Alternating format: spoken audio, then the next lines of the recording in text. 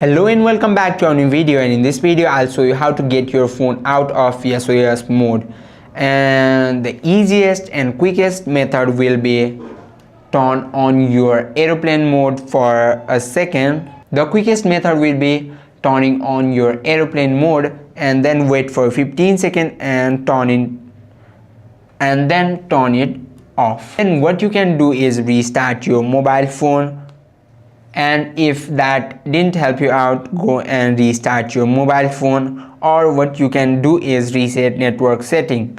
For that, go to your settings and then general, and there you can find transfer or reset iPhone. Tap there and then tap on reset and then tap on reset network and setting. That will erase your saved Wi-Fi and passwords. I hope this video helped you out, and that should help you out. I hope this video helped you out. If you have any questions or queries, just let us know in the comment section. Thank you for watching.